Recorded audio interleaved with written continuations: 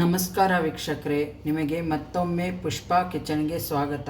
ಇವತ್ತು ನಾನು ಒಂದು ಸಿಂಪಲ್ ಆಗಿ ಕೆಂಪು ಹಣ್ಣು ಮೆಣಸಿನ್ಕಾಯಿ ಚಟ್ನಿ ತೋರಿಸ್ತಾ ಇದ್ದೀನಿ. ಇದು ಒಂದು 1/4 kg ಅಷ್ಟು ಹಣ್ಣು ಮೆಣಸಿನ್ಕಾಯಿ. ಅದಕ್ಕೆ ನಾನು ಒಂದು ನಿಂಬೆಹಣ್ಣು ಹಾಕೋ 2 ನಿಂಬೆಹಣ್ಣು ಇಟ್ಕೊಂಡೇನಿ. 1 ನಿಂಬೆಹಣ್ಣು ಹಾಕ್ಕೋತೀನಿ. ಆಮೇಲೆ ಅದಕ್ಕೆ ಸಾಸಿವೆ, ಜೀರಿಗೆ, ಮೆಂತ್ಯ. ಸಾಸಿವೆ 1-2 ಸ್ಪೂನು, ಮೆಂತ್ಯನೂ 1-2 ಸ್ಪೂನ್ ಅಷ್ಟು ಇಟ್ಕೊಂಡೇನಿ. ಆಮೇಲೆ ಜೀರಿಗೆ 1 ಸ್ಪೂನ್ ಇಟ್ಕೊಂಡೇನಿ. ಇಲ್ಲಿ ಒಂದು ಅರ್ಧ ಅಂದರೆ ಒಂದು ಚಿಕ್ಕ ಸೌಟಲ್ಲಿ ಎಣ್ಣೆ ಹಾಕ್ಕೊಂಡೇನಿ. ಇವಾಗ ಎಣ್ಣೆ ಕಾಯ್ದಿದೆ. ಅದಕ್ಕೆ ನಾನು ಮೆಂತ್ಯ ಫಸ್ಟಿಗೆ ಹಾಕ್ಕೋತಾ ಇದ್ದೀನಿ. ಮೆಂತ್ಯ ಚೆನ್ನಾಗಿ ಪರಿಮಳ ಬರೋವರೆಗೂ ಎಣ್ಣೆಲೆ ಫ್ರೈ ಮಾಡ್ಕೋಬೇಕು.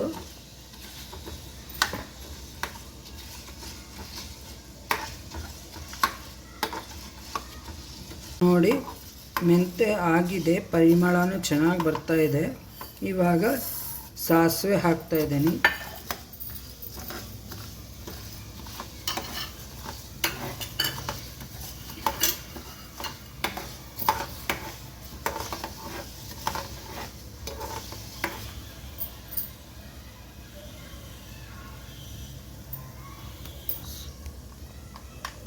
ನೋಡಿ, ಸಾಸಿವೆ ಚಟಾಪಟ ಅಂತ ಇದೆ. ಅದಕ್ಕೆ ನಾನು ಈಗ ಜೀರಿಗೆ ಹಾಕ್ತಾ ಇದ್ದೀನಿ. ಜೀರಿಗೆನೂ ಬೇಕಂದ್ರೆ ಹಾಕೋರಿ, ನಾನು ಹಾಕ್ತಾ ಇದ್ದೀನಿ, ಚೆನ್ನಾಗಿರುತ್ತೆ ಟೇಸ್ಟು.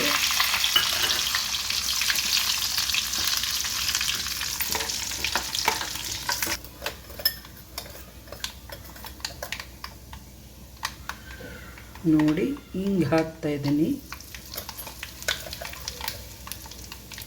ಸ್ವಲ್ಪ ಹಿಂಗೆ ಆಫ್ ಮಾಡಿಬಿಡಬೇಕು.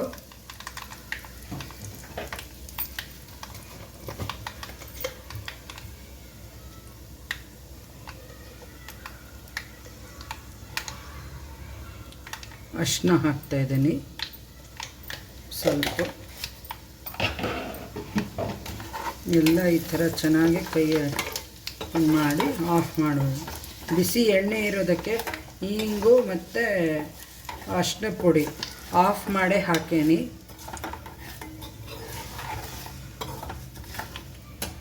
ಇದನ್ನು ಆರಿದ ನಂತರ ರುಬ್ಬಬೇಕು. ಮೆಣಸಿನ್ಕಾಯಿನ ಫ್ರೈ ಮಾಡೋ ಅವಶ್ಯಕತೆ ಇಲ್ಲ, ಹಾಗೆ ಮಿಕ್ಸಿದಾಗ ಹಾಕ್ಕೋಬೇಕು. ಅಷ್ಟು ಉಪ್ಪು, ನಾನು ಇದು ಕಲ್ಲುಪ್ಪು ತೊಗೊಂಡೇನಿ.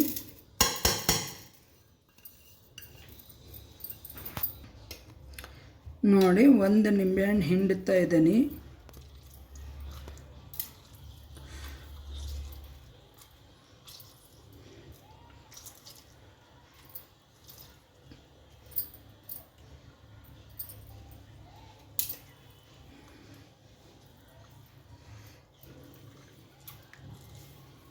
ಇದಕ್ಕೆ ಒಟ್ಟ ನೀರು ಹಾಕಬಾರ್ದು. ನೀರು ಹಾಕಲಾರ್ದೇ ಸಣ್ಣಕ್ಕೆ ರುಬ್ಬಬೇಕು.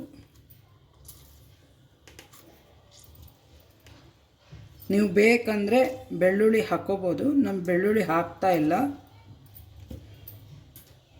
ನಾವು ಫಸ್ಟಿಗೆ ಉಪ್ಪು ಮತ್ತು ನಿಂಬೆಹಣ್ಣು ಹಾಕಿ ಸ್ವಲ್ಪ ಮಿಕ್ಸಿ ಮಾಡ್ಕೊಂಡೇನಿ, ಉರುಟಾಗಿ. ಇವಾಗ ಇದು ತಣ್ಣಗಾಗಿದೆ.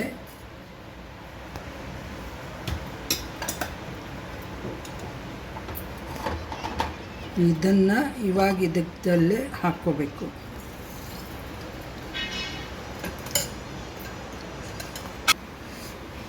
ನೋಡಿ, ಈ ಥರ ಚೆನ್ನಾಗಿ ಅದಕ್ಕೆ ನಾನು ಇದರಲ್ಲೇ ಸ್ವಲ್ಪ ತಕ್ಕೊಂಡೇನಿ. ನೋಡಿ, ಈ ಥರ ಚೆನ್ನಾಗಿ ಕಲರ್ ಆಗುತ್ತೆ. ಈ ಥರ ಮಾಡಿ ನೋಡಿ. ನೀವು ಎಷ್ಟು ಎಣ್ಣೆ ಚೆನ್ನಾಗಿ ಹಾಕ್ತಿರಲ್ಲ ಆ ಥರ ಕಲರ್ ಚೆನ್ನಾಗಿ ಬರುತ್ತೆ.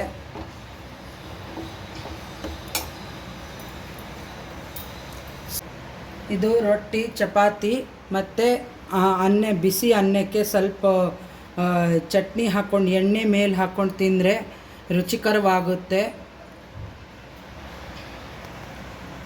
ಮಾಡಿ ನೋಡಿ, ಸಬ್ಸ್ಕ್ರೈಬ್ ಮಾಡಿ, ಸಪೋರ್ಟ್ ಮಾಡಿ ನಮ್ಮ ಚಾನಲಿಗೆ. Thank you.